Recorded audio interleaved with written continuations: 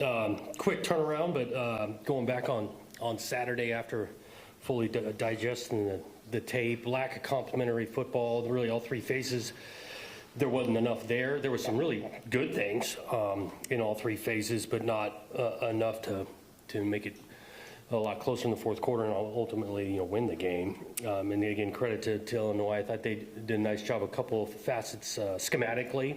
They tweaked a couple times in protection that we couldn't get home, especially on third down, that they blocked up well. And their quarterback made some good throws when there was needed, especially on some of those third and longers. Offensively, up front, we need to establish some things better. Protection wasn't as good as even I thought.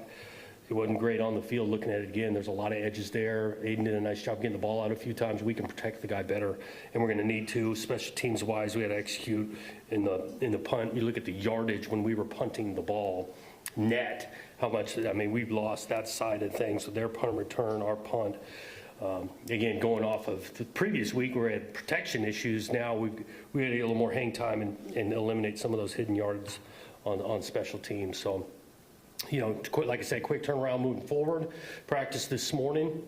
Guys are, back to work. There's definitely some disappointment, frustration.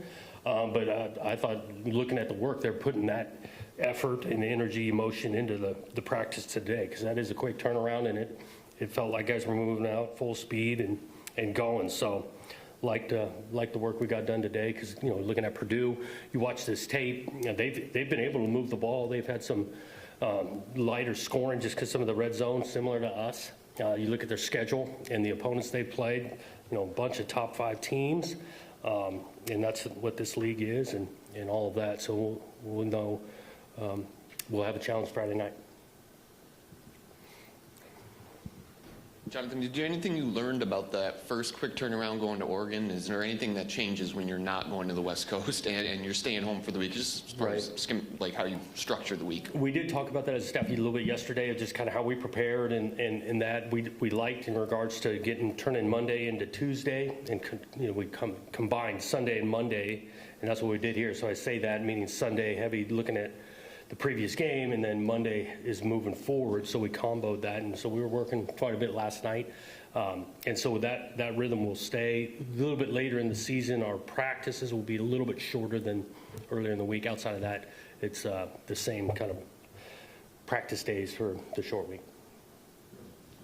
You mentioned about the protection. I'm wondering what kind of things you did see when you go back, and how does that maybe affect the kind of things maybe in the passing game downfield that you guys want to do when the protection isn't there? Yeah, some of the protection issues, it started by just getting beat one-on-one, and then we did not do a good job of passing off a few line games, and give Illinois some credit. There's some detail to those games, and they executed it really well on two-man games, things of that nature.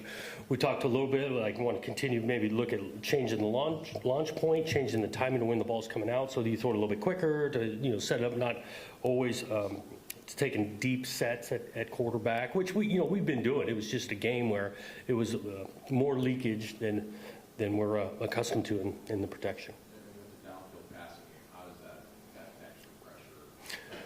Well, yeah, it does, but at the same time, some of your best protection is off of action when they think it might be run, and so they're not in a pass rush mode. So we still want to set up some of our stuff down the field off of action pass.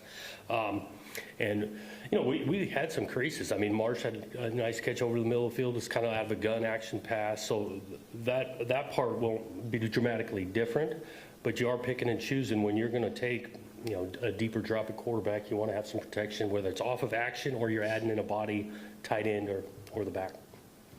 Jonathan, I don't know if this is fair because I wasn't at the game, but were you disappointed with a little lack of intensity coming out of the gate? It seemed like in the second half, for whatever reason, you had it. Or your team can't afford not to bring it every minute, right? Especially with all the injuries. Well, no question. But I look at the start of the second half. We started with the ball and went down and got a score. Right. I'm saying in the first half. Oh, the first half? Yeah, coming out of the gate. I didn't feel like there was a lack there, energy-wise. It just comes down to, again, these execution. Give Illinois some credit, but I didn't think our energy or want to. I look at, there's a couple reps defensively. They're throwing quick screen out there. We got a bunch of bodies running to the ball. The energy effort was there. having reviewed the film, Jalen Thompson, what did you make of his performance in the secondary, and what did you see out of him? Did some good things. Newer player back there in the secondary, was in the right spots. Talking about coverage, his responsibilities. Shoot, got himself almost an interception, making a play on a ball that kind of skipped. He was right there, tackled pretty solid. So I thought it was a pretty good performance for his.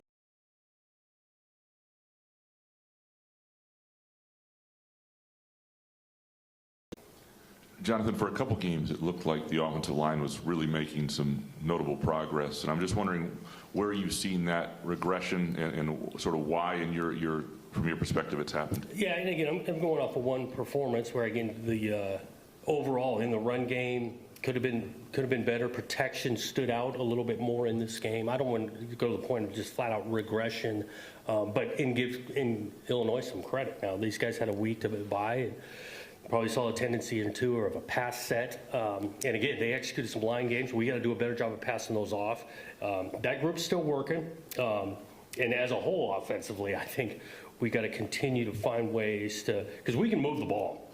It's just coming to ways to continue to finish, and that's a group effort. I'm wondering with Purdue, Jonathan, they haven't played a lot of close games, but they've played a couple. I don't know how deep like your review went, but when they took a couple of overtime, when they played close games, is there anything is there any common threads there that you? Yeah, these guys will play for 4 quarters. I look at the Illinois; they go to overtime with Illinois, a team that we just got beat by pretty good. So I mean, they've got our attention. This team keeps playing. I give them some credit. The record's tough, just like we're on a losing streak in ways. They've got that team continually motivated. They're playing. Going off that a little bit too, is there anything when it's a team that's lost a lot of games and got beat pretty good in some of those games, do you as coaches like try to guard against anything in terms of like these guys are going to be hungry, don't let them get up type of thing, don't let them? I don't think I understand the question. Each week you're going to definitely present to our team the opponent and their strengths, weaknesses, tendencies, kind of who they've played, how it's gone. So we've described all that. I don't think I'm not worried about these guys in our team currently. Overlooking, worried about the opponent. We focus on our preparation. That needs to stay the same. 2 home games to close out the year. How big is that for recruiting, especially when there's some teams who are done at home this year? Yeah, definitely love the idea of getting back home. Yeah, back-to-back games at home. Definitely recruiting, having them at our place, the atmosphere, all of that helps, and we want to finish well at home.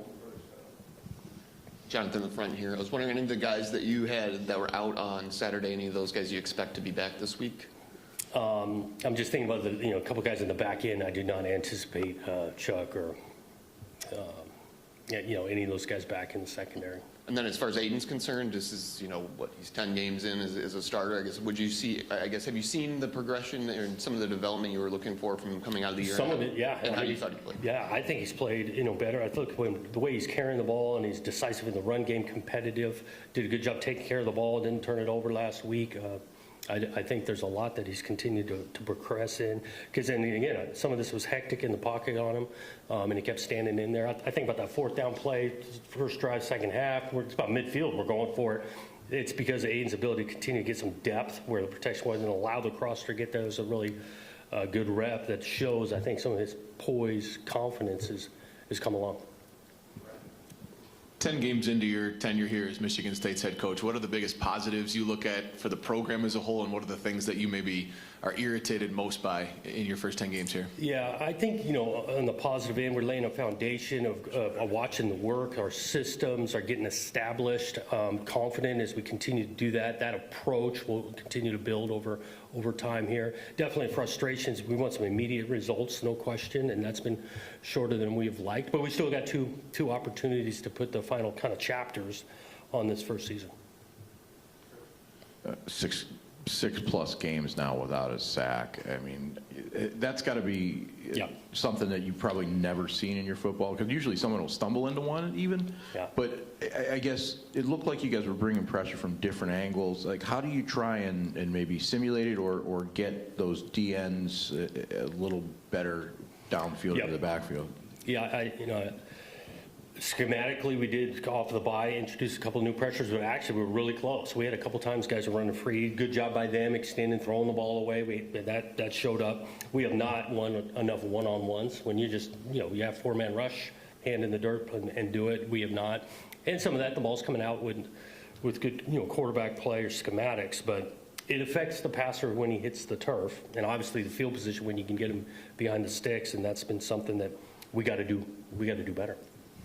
Jonathan, I'm sure a team revises its goals as the season goes along. 6 is a magic number now because you're bowl eligible. Is that something you talk about or not? I think they're aware. We definitely want, I'd say in terms of we want to win more than we lose. We understand the opportunity we have currently of getting to that number, but we got to get to 5 before we get to 6. And so oftentimes, the focus is on this week and what we control. And that's why this game's a really big game. In the bigger picture, though, would that be a big deal to be bowl eligible? It would, yeah. Momentum of the program, the extra work you get, right? I think it's a big deal we got some guys on this team who've been around here a long time, and for them to be able to go out on a positive note is a really big deal. Jonathan, as a coach, you're someone who values the process over the results, and I think at Oregon State your record proved what that can do.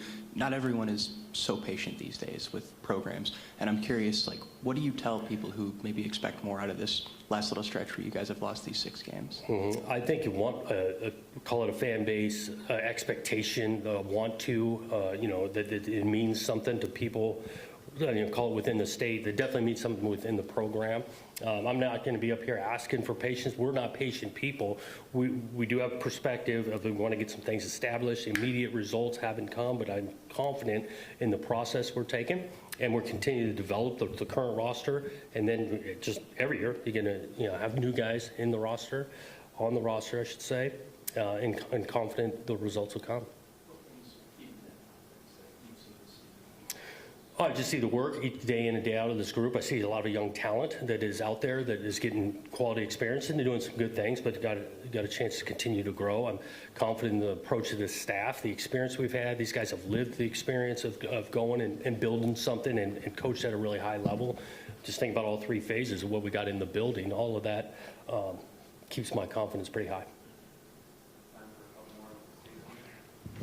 Yeah, there was a play, I think, in the second quarter. I'm sorry, was someone else going? Sorry about that. 3rd down and 4, you get a completion out to the 40-yard line. I think the score is 14-6 at the time. Offensive pass interference. Can you coach that any differently? Wouldn't? Because there's a motioning corner and Marsh there's a collision there. He didn't do anything. You can't coach that any differently? No, that was not intentional in any way. I'm with you because we're asking him to push on a vertical route. And then, our number 2 receivers coming underneath that. That's a tough call. I will say they're going to call if they think the intention of the receiver is to run into a defender, but that wasn't the intention of Marsh there. Coach it different, like hindsight. Okay, well we're asking him to get vertical. I don't want him slowing down. I don't need him just paying attention to some other defender. So we're still working on how we can coach that different. And it was 14-6. If you pick up a first down in midfield, they end up getting the ball back. It's 21-6. Key point in the game, even though it was early, I would imagine. Yeah, anytime you're getting a conversion and then you have to back yourself up 15 yards, I mean, that's a big call, and it definitely didn't go our way. Is Brown the other quarterback they play? It seems like he plays fairly often. Is he more of a runner when they put him in there? What we've seen on tape, they're confident and call a lot of runs with him. Okay. I also wanted to ask you about Rakeem. We saw him out there. I want to say that was his 4th game, so he's right on the edge there. Would you anticipate him being in the mix moving forward? We do. I haven't sat down on that one. That one is a good question because we got to tighten. I know he's getting a bunch of reps. We're confident in his growth and where it's gone. And so right now, yes, he's currently good to play.